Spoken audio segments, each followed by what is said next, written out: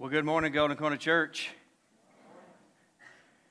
It is so good to see you today. If you're visiting with us, thank you for being here.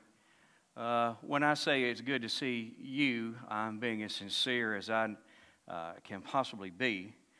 This is a rainy, nasty, dreary Sunday morning, and it would have been so easy for you to just pull the covers up around your neck and turn over and go back to sleep and feel pretty good about it. God, I don't often get a day like this, but you're here. And I'll tell you, I'm grateful for it. I want to ask you to do something. I want to ask you to kind of ask yourself this question. I'm about to talk for about 35 minutes, okay? So for the next 35 minutes of our lives, we pretty much know what we're going to be doing. I'm going to be talking. You're going to be listening. What do you want to get out of this? I want you to think about it. What do you want to get out of this? Because whatever that is, I want you to pause right now just in the privacy of your mind. And I want you to ask God for it. I know what some of you are thinking. I just want out. I just want out of here. Don't pray that prayer. We're not letting you out. That's not going to be answered. So you're here. You're stuck. Some of you say, I just want to, I want to stay awake through it. Some of you don't want to stay awake through it. I'm praying you do stay awake through it. You know what I want? This is what I'm hoping. This is what I want. I want God to speak to you sometime in the next 35 minutes. I want Him to say something to you that you really needed to hear today. I hope that's what you've come looking for. I hope that's what you're praying for, because I believe I've got a word from the Lord for you. Now, we're in a series of sermons entitled Into the Wild. And what we're doing is we're taking our Bible every week and we're just traveling along with the Israelites as they followed God through a wilderness. Now, why in the world are we doing that? What's the practical value in that? I'm doing my best to prepare those of you who have chosen to follow Christ. I'm trying to prepare you for what's ahead of you on your journey. And the reason is this. In the 30 years that I've been a pastor, I've seen scores of people start off sincerely committed to following Christ, and because they weren't adequately prepared for what they were going to experience, somewhere along the way, they just quit. You know what I mean, quit? They quit following God. Now, they may not quit church. You know what I mean? But they're not pursuing God each and every day of their lives. They just stall out. And so I don't want that to happen to you. I want you guys to be lifelong followers of Christ. And so I'm trying to prepare you for what is waiting on you out there. Now, if this is your first time here, this is only the third sermon in the series.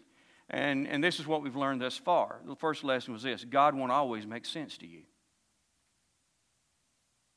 He won't. There'll be times where you wish you understood what He was doing, but you're not going to be able to understand what He's doing. And there's a reason for that. God's purpose is to give you something as He's taking you somewhere. We all know what Jesus said in John 10:10, and that is that, it's the Father's will to give us a rich, satisfying life. He's not talking about, behind the pearly gates of heaven. He's talking about en route to heaven, that He gives us a rich, satisfying life on this earth. Well, God's purpose is to give you something as He's taking you somewhere, and He's wanting to give you faith. So these episodes of life that you experience as you follow God, they're designed to give you faith. Why is that? Because it takes faith to follow. Now, the second lesson we learned was God won't always please you. At some point, as you're following Him, God's not going to meet your expectations. He's going to do something that really disappoints you. Now, why would He do that? We learn that God's purpose is to teach you something as He's taking you somewhere. Sooner or later, you're going to be disappointed by God, and if you'll look carefully within each of these disappointments, there's a lesson, or there are lessons that if you identify and apply, they're going to make your life better somewhere out there down the road.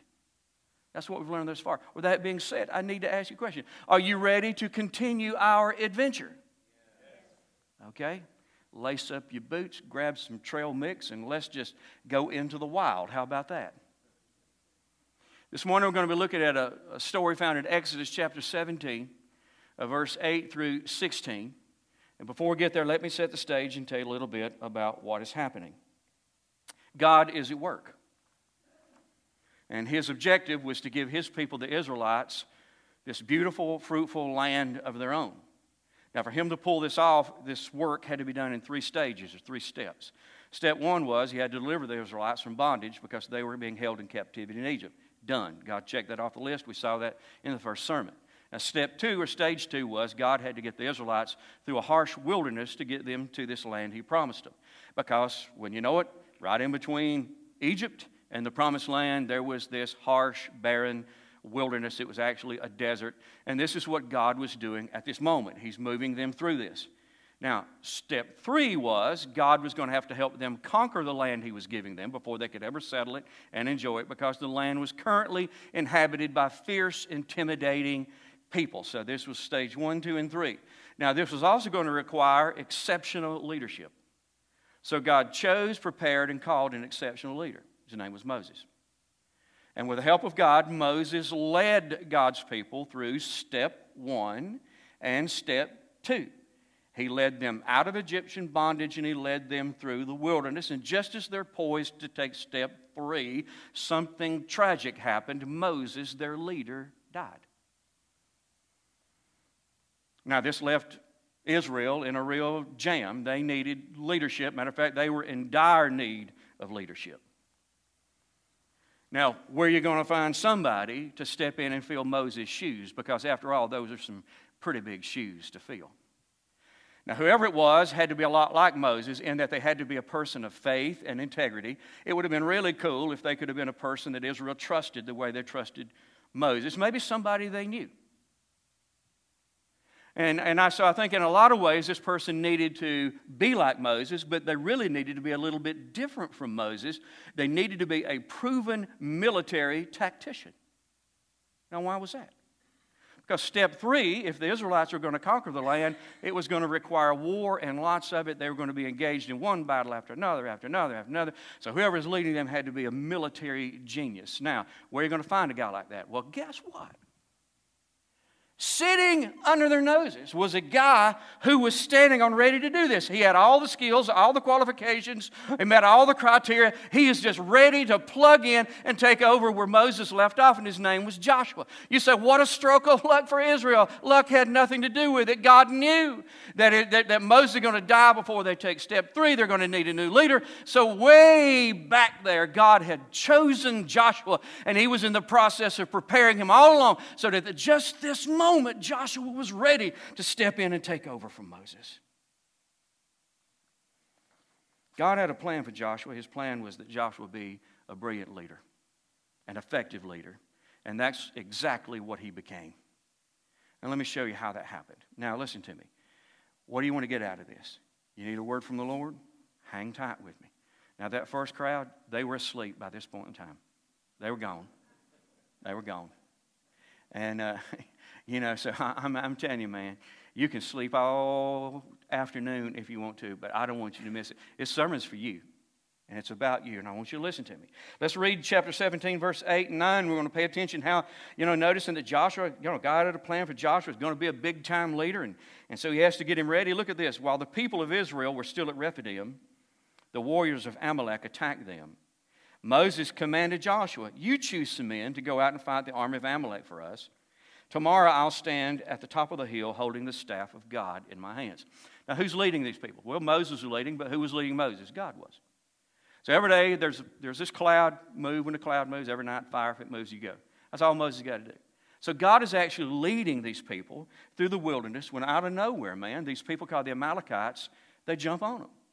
Now, the Amalekites were a nomadic group of people born and bred to fight, kill, and steal. That's all they'd ever known. That's all they'd ever known. And so they've picked a fight with the Israelites. And what you know what? The Israelites, not one person among the Israelites had ever been in combat. That's all the Amalekites knew. The Israelites had never had any of that experience. Never been in a fight. Listen, they've been slaves for 400 years. Now, all of a sudden, they're in a position where they got to fight. Now, a few weeks ago, Tim McCall preached a message, and he said sometimes God leads us into some tight situations, and the only thing we can do is pray. He's exactly right. But there are going to be other times where God leads us into a tight situation. He said praying would be good, but you've also got to confront the enemy. You've got to do something. And that's exactly where these Israelites found themselves. Now, I found this a little bit odd because in the first sermon, we saw that when God delivered the Israelites and started to lead them, He didn't take them through Philistia. And because the Philistines were a lot like the Amalekites, they were warlike. They loved to fight. And God said, well, I can't lead the Israelites up there because the Philistines will pick a fight with them and they're going to run back to Pharaoh. So God led them around the Philistines. I guess you could say, Cody, He sheltered them. But now He's not. Now He led them right into Amalekite territory, knowing the Amalekites would jump on them, and they had jumped on them. So what did Moses do? Moses turned to his assistant, Joshua, and said, here's what you're going to do. Choose some men to go fight. You're going to train them and turn them into soldiers. You're going to equip them. You're going to choose leaders, organize them. You're going to put together a military strategy, and you're going to go down there and confront these people. Now, exactly who was Joshua? At some point in the beginning of Moses' leadership, Joshua became his assistant. Now, I don't know all that involved, but I'm going to guess that the responsibilities were pretty mundane. He may have taken Moses, cleaning to the cleaners. Maybe he picked up his prescriptions. Maybe he, returned some phone calls or scheduled some meetings. But I'm guessing it was pretty simple stuff. And then all of a sudden, out of nowhere, Moses turns to Joshua and says, I know what we need to do here. You turn these guys into a fighting force. Really? That's right. You're going to turn these men into a fighting force. So all of a sudden, his job description changed radically. His responsibilities were greatly elevated. He went from being an assistant to being a leader, the leader of an army that would eventually number hundreds of thousands of men. He was responsible to choose, train, and outfit a group of greenhorns, turning them into a well-oiled fighting machine. And how long did he have to do this? Can you imagine him looking at Moses saying, okay, boss, I'll take the job. How much time you give him? And he says, morning. You got one evening to get all this done.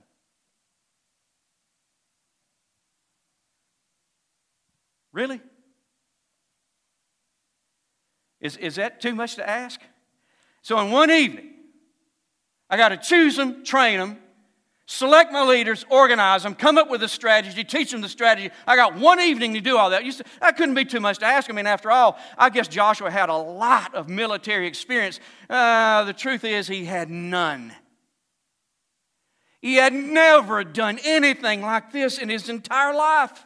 This was all new to him. By morning, he's going to be putting his life and a lot of other lives on the line. Doing something he'd never done before. Of course, I guess he took assurance in knowing that old Moses would be right there with him, shoulder to shoulder in the fray of battle. We'll go down there, old man, and we're going to duke it out with these guys. And if we go down, we'll go down together. Moses goes, oh, yeah, by the way, I'm not going. I'm not going with you. I'm going to go up on the hill and pray while you fight. Now, that at first sounds cowardly to me, but here's what old Moses knew. There ain't no way the boy can win. He can't win this one. If he doesn't acquire the help of God, he's done for.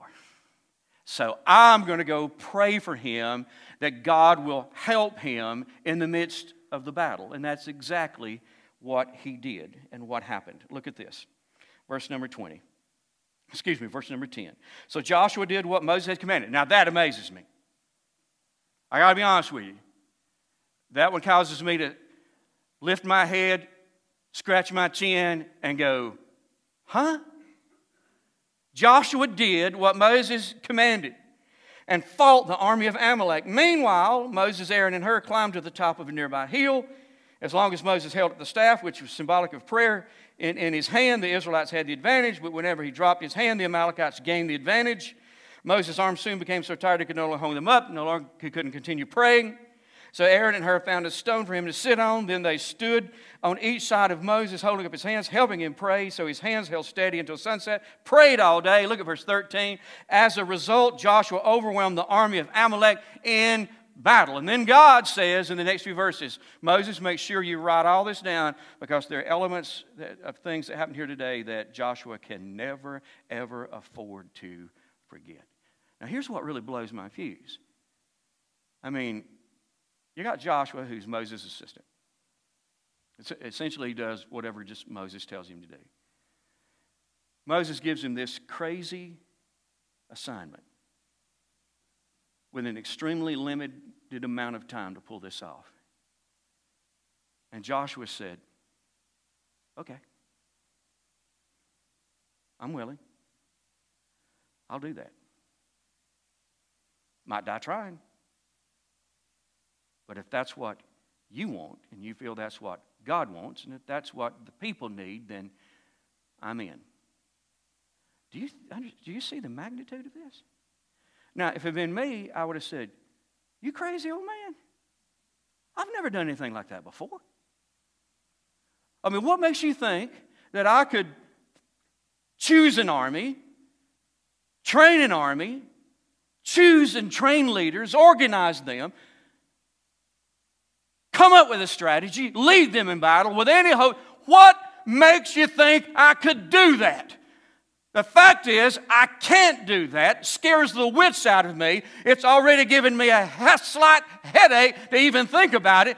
You're going to have to come up with something else. I'm not an option here. Does that sound like what you would have said? Not Joshua. He said, I'm in on this. I'll do this. So he goes, he confronts the enemy. I believe he was up all night getting the army ready.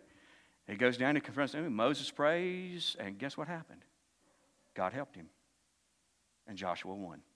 He didn't just survive it, he won it, and didn't just win it, he won it in convincing fashion. I think Joshua learned a lesson that day. When you're called on to do something bigger than you and you step up, God shows up. When you're called on to do something bigger than you and you're willing to do it, you step up to the plate, God shows up and He helps you. And you need to make a little mental note of that. Now, what do we learn from this story? There's something I want you to learn. Now, if I ask you, you'd say, I'm a follower of Christ. Well, followers of Christ need to know the lesson that's in this story. And here's the lesson.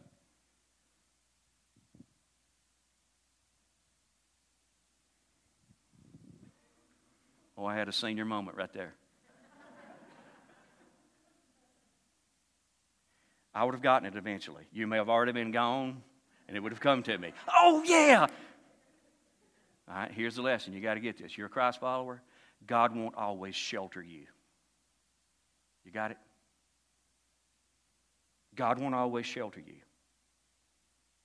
He didn't shelter Joshua, did He? God didn't say to Moses, whoa, Joshua, he's never done anything like this. You can't ask him to do this. It'll scare him to death. Moses, are you thinking about the stress you're going to put that young man under? No. You can't do that to him. I didn't hear God say that. As a matter of fact, I believe that just on the contrary, God led Moses to recruit Joshua and send him into battle. I believe that God wanted Joshua to do something he had never done before. God wanted to radically increase Joshua's responsibility. It was the will of God for Joshua to step into a high-pressure situation with a lot on the line. God didn't shelter Joshua. I want you to know, He's not always going to shelter you. You say, what do you mean by that? He won't always lead you down an easy path. He won't do it. As a matter of fact, He's probably, more times than not, going to lead you down a difficult path. Now, you need to know that, because we're talking about the God you've chosen to follow. And if you watch TV and you listen to the average televangelist, they're going to tell you something completely different from that. And I don't think they're telling you the truth. I think I'm telling you the truth about the God you've chosen to follow. And the truth is, He's not always going to shelter you. He's not always going to lead you down the easiest path that you could take. Just not going to happen.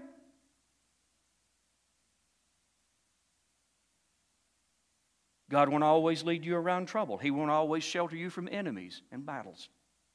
He won't always prevent pain from visiting you. He won't do it. At some point along the way, God is going to ask more of you, a lot more of you. You need to know that. There's coming a time in the journey where He ups the ante and says, I need more from you. It's time. It's time to step it up. It's time to step out, step up.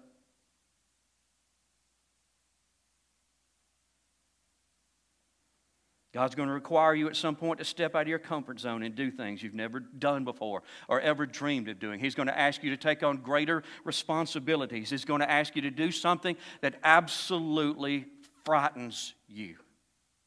That's the truth. It's going to happen. Rather than, you know what I see people doing? And let me tell you, you need to know this. You know why? This is what I've seen happen. I've said this, I've probably said this way too much, but November's 30 years serving churches full time. You know what I've seen happen in those 30 years? Dozens and dozens and dozens, if not hundreds and hundreds of times, I see people, well-meaning, sincere people go, I'm going to follow God. And then the next thing you know, He's leading them and He says, I want you to do this. And they go, whoa, I've never done that before. I'm not doing it. Oh, no. I feel stressed already thinking about that, God. I'm not doing that. Oh, that would be a big inconvenience. And God, I don't think you want anybody to. You would never inconvenience anyone. And this is what I see people do. They go, no, I'm not doing that. Well, guess what happens? That means they're no longer following God. This is one of the main reasons I say people turn back and go, oh, listen, I'm saved, going to heaven. That's all. This following Him, I'm out on that deal. Well, I want you to know that God won't always shelter you. You need to know this so you can prepare yourself for it. And to prepare yourself for it, you've got to understand why He won't always shelter you. And the truth is, God's purpose is to make you someone as He's taking you somewhere. Did you get me? God's purpose is to make you someone as He's taking you somewhere. Now, we know this. We're en route to the rich, satisfying life. Did you know that en route to that God has a plan to make us someone who in our character is like Jesus? But He's not only wanted to make us someone whose character it resembles or reflects the character of Jesus. He wants to make us someone who's making a difference in the lives of the people that we come in contact with every day. God's purpose is to make us someone as He's taking us somewhere. And how does He do that? He does that for us exactly the way He did it for Joshua. He refuses to shelter us. He just won't do it. Sometimes He does, but not always. In hindsight, we see the war with the Amalekites for what it was. It was not a poorly timed coincidence. It was a strategic step in God's plan to make Joshua what He wanted him to be. For Joshua to become a skilled military leader and the leader of a nation, he needed some experience. He needed combat experience and leadership experience. This skirmish with the Amalekites was just the opportunity God had been waiting on. In a sense, you know what God did to Joshua? He took him to the deep end of the pool and He threw him in. Said, it's time, son. It's time to get this plan moving. This attack would prove to be a necessary step in God's plan to make Joshua what He wanted him to be, a great leader and a military leader, the leader of a nation. Now, God has a process He's going to take you through to make you the person He wants you to be, and it's the same process He took Joshua through. In order to train you and grow you up, God's got some gifts He wants to give you. He's going to give you powerful enemies. He's going to give you that. He won't shelter you from every enemy. He's going to give you unwinnable battles. He's going to give you assignments and tasks you could never possibly complete. He's going to give you problems that you can't solve. He'll call you to do things you've never done and would never, ever consider doing. God will place you in situations that are risky, frightening, and extraordinarily stressful in order to stretch you, grow you, and mold you into the person that He wants you to be. So we've ventured into the wild again this morning, and here's our lesson. God won't always shelter you. Why is that? Because His purpose is to make you someone as He's taking you somewhere. So in light of that, what should you do? Here's what I'm suggesting. Be willing. Be like Joshua. Be willing. Be willing to do whatever He wants you to do. Cooperate with Him. Let me say this. Okay, guys, what time is it? Oh, my goodness. We got plenty of time, baby. Plenty of time. I lied to the first group. I said at this point, give me 10 minutes. That was a lie. It was more like 20. But they weren't as cooperative as you, so this won't take as long. Right? I want you to listen carefully to me. So everybody take a deep breath. I'm not going to say to you what I said to them. I kind of yelled it at them. I said, suck it up. I don't know where that came from. You know, good God, we're just in church listening to a sermon. You're acting like I'm killing you, you know? We're not going to put this one online, or it's not going to be the recording because I don't want to hear them what I said. I don't want them to hear what I said about them, okay? I want you to listen to me. This is important stuff. If you're going to follow God, you need to know this. Most believers in the 21st century believe that God's priority is their own comfort. That's what God does. He makes sure that I'm always comfortable. That's not true. That is not true. God's priority is your character. His big deal is to make you like Jesus. And if He has to make you uncomfortable to do that, He will. Every time. As a matter of fact, this is what I've learned. We humans are so stubborn. We're so insensitive and dull that typically there's one way that God can change us. Make us extremely uncomfortable. So I want you to know something. God's world does not revolve around you. And just keeping you happy, making sure you're good, you're comfortable. God's world revolves around His Son, and He wants to develop the image of His Son in you, and if that means making you uncomfortable, He'll do it. He sure made old Joshua uncomfortable in order to make him what he wanted to be. I just tell you what, most believers in the 21st century believe God's priority is their tranquility. I just want an easy, uneventful life, God, and I know this is what you want from me. No, it's not. That's not true. God's priority is not your tranquility. God's priority is your training. He's training you to be a person who makes a difference in other people. But because most believers in the 21st century believe God's priority is my comfort and my tranquility, every time God calls on them and said, if you'll do this, I'll make you more of the person I want you to be, they opt out and go, I'm not doing that. And this is what we do. We quote this verse, and we really misapply it.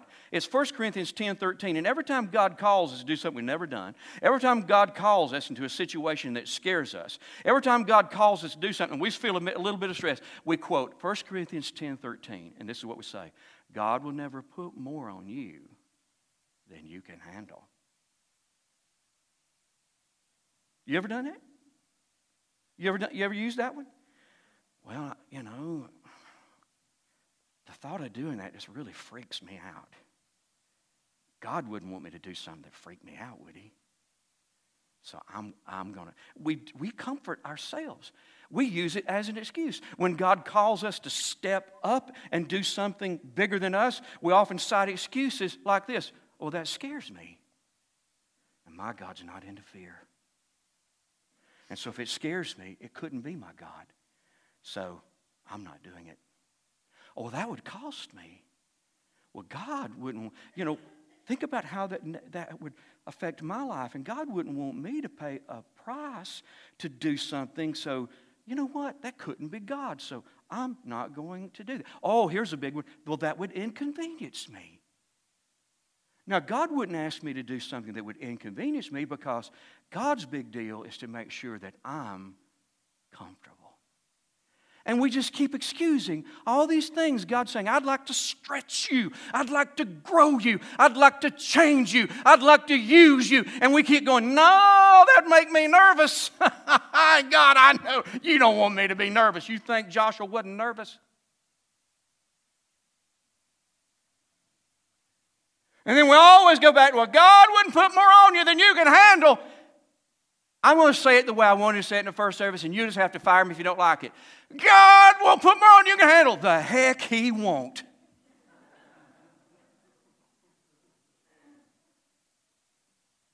It's what He does. That's what He does. Over and over and over, as you and I follow Him, He calls us and says, hey, I want you to do this. And we go, I ain't never done that before. He says, I know, and that's what I like about it. Well, that scares me. I know, and that's why I want you to tackle it. You think it didn't inconvenience Jesus to leave heaven and come to earth and live as a man and suffer and die? You know, God let His Son be inconvenienced for the good of others. And you and I use the excuse, that would cost me time. I'd have to rearrange my life if I did that. Who cares? That's the way it's supposed to be. That's what this journey of following God is all about, is God making you extremely uncomfortable so that He can change you to the image of Christ, and making you extremely uncomfortable so He can train you to make a big difference in the lives of other people. That's what this is all about.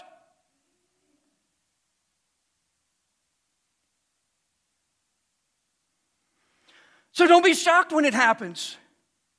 You be willing. When I was in school, my greatest fear, some of you have heard this story, but you got to bear with me. God wouldn't let me get away from it. He said, you got to share this. When I was in school, public speaking was my greatest fear. You know, when I was a little kid and I had to do the oral book report, I did it because I was afraid the teacher would beat me. I'd do it while I didn't want to do it. And when I got in high school, I realized they were not going to beat me. And it would come that time and they would say, okay, Hodge, it's time for your science project. Get up here. You've got the next 30 minutes. Make your presentation. You know what I would say? No. Because I knew they weren't going to beat me. I was a good student. Learning has always come easy for me. I made good grades. I could have made incredible grades if I'd just done the oral reports. I wouldn't do it. I remember my science teacher, Bill Hines.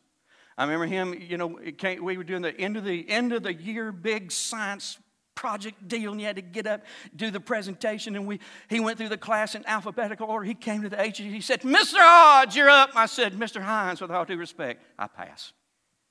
He went, huh? He said, Ronnie, you got to understand, this counts for 2 grades. I said, I understand that fully. I pass. I'm not doing it.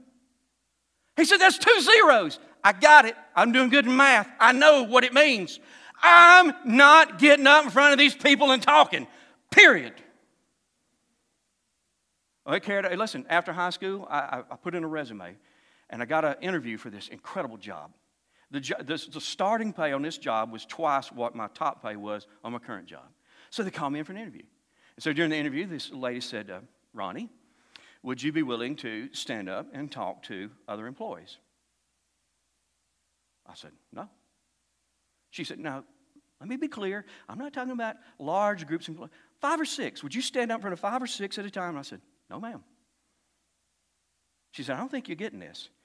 If you won't do that, I can't give you the job. You know what I said? You couldn't pay me enough to stand up in front of people and talk. I'm good. I'm good. You keep the job. I don't have to talk in front of people. I don't care.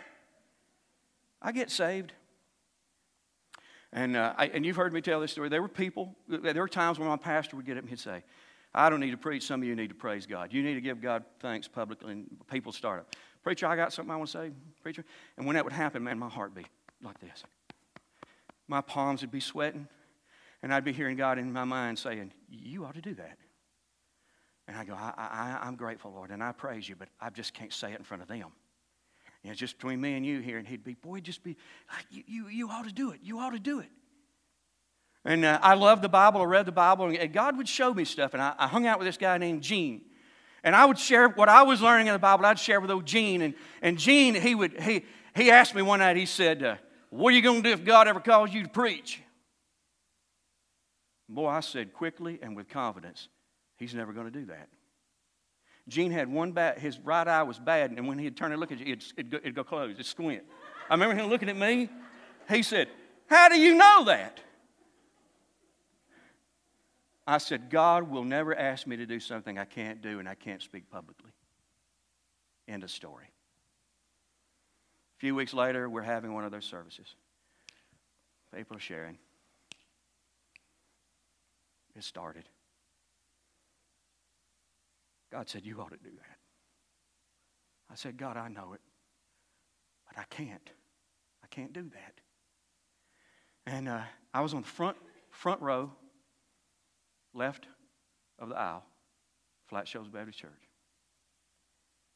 And God asked me a question. He said, can you stand up? Because if you'll stand up, I'll do the rest. I said, I can stand up. And I'm going to trust you to do the rest. So I tell you what I did. I just stood up. Everybody went.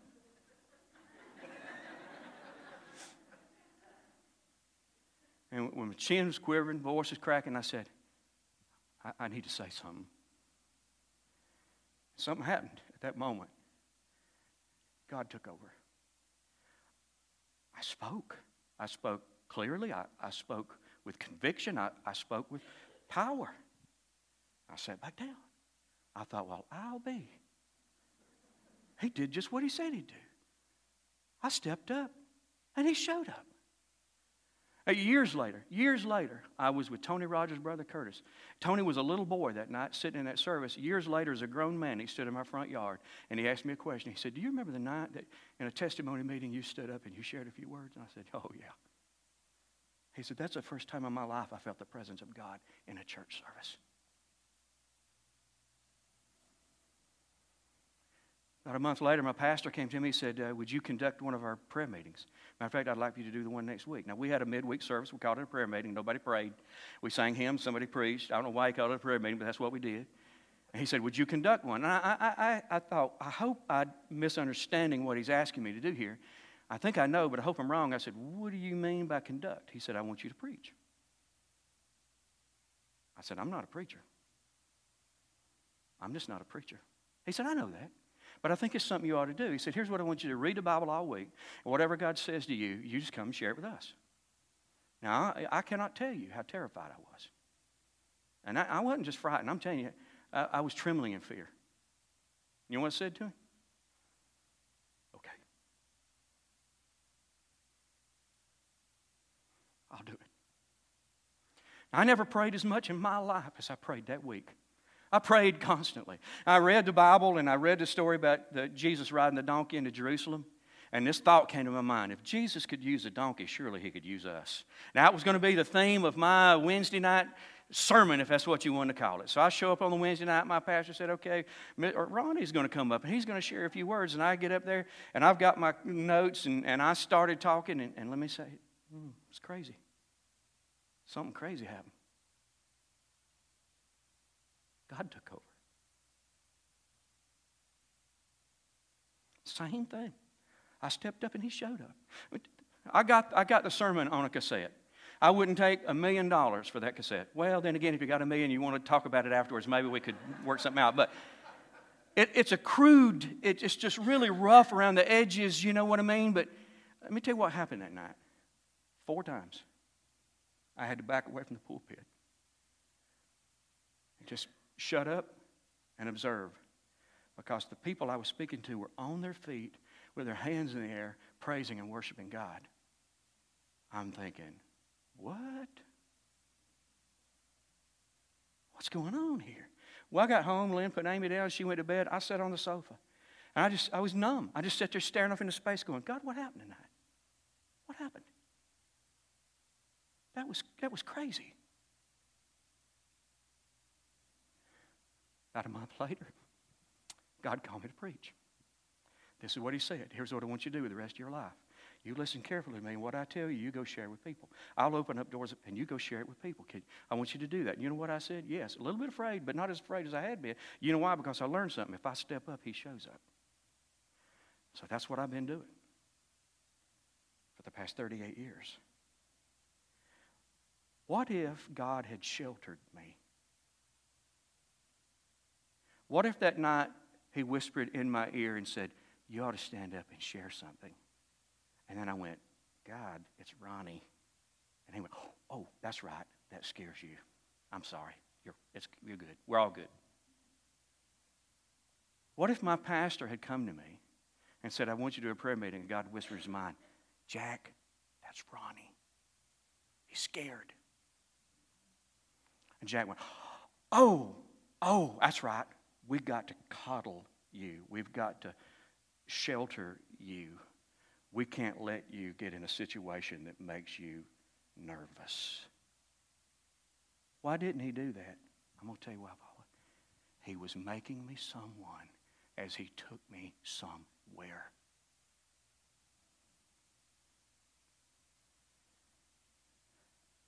Somewhere along the line, as you follow God, He's going to do the same thing to you.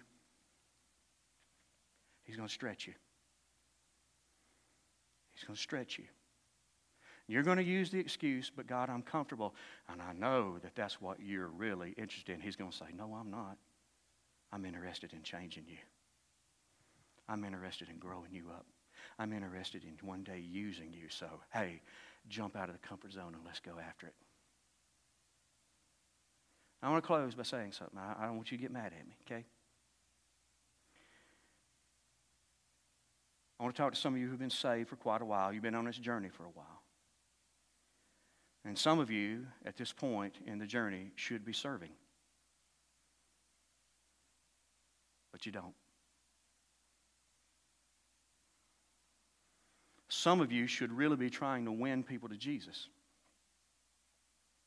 But you don't.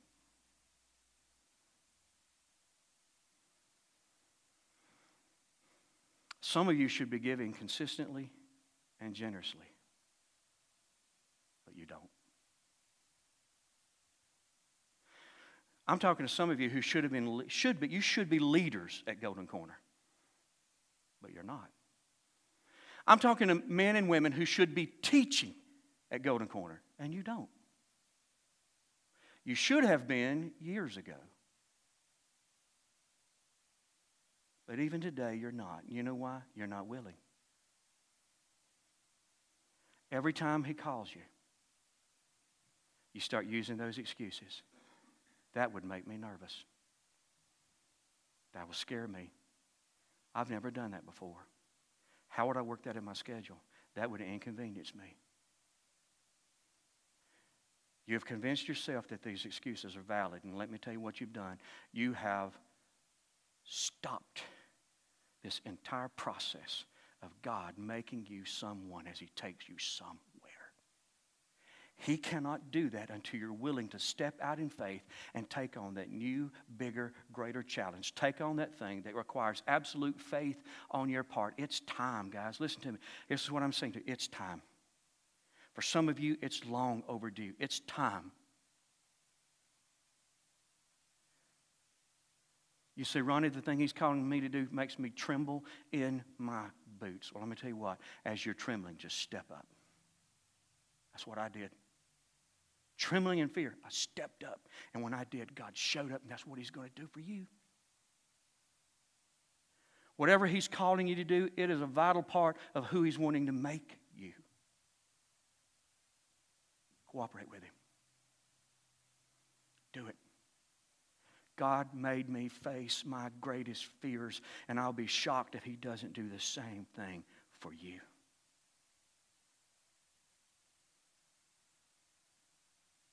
Let's pray together.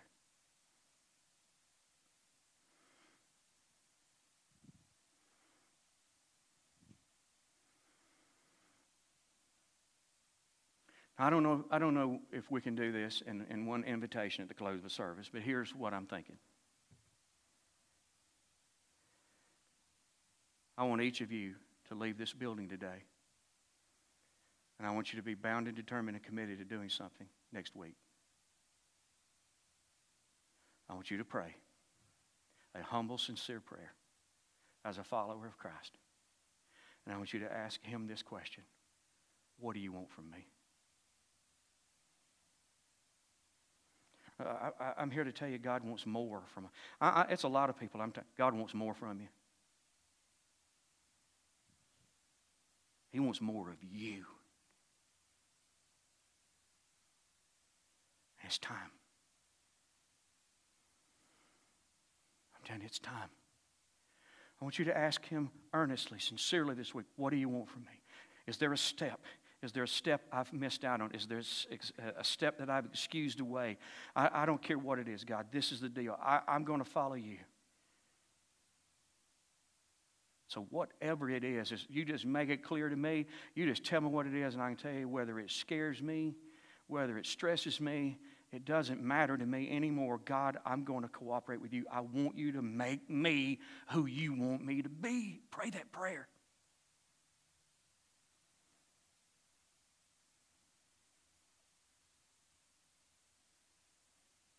Then you do whatever He calls you to do. Father, thank you. You are a great God. I love you because you haven't sheltered me. You not only let me grow up, but there have been times you made me grow up. I am so grateful. I pray that you'll help us at Golden Corner to become followers who follow through over the course of an entire life. I guess today my specific prayer is make us into the people you want us to be and help us cooperate with you in that process. In the name of Jesus, we pray together. Amen.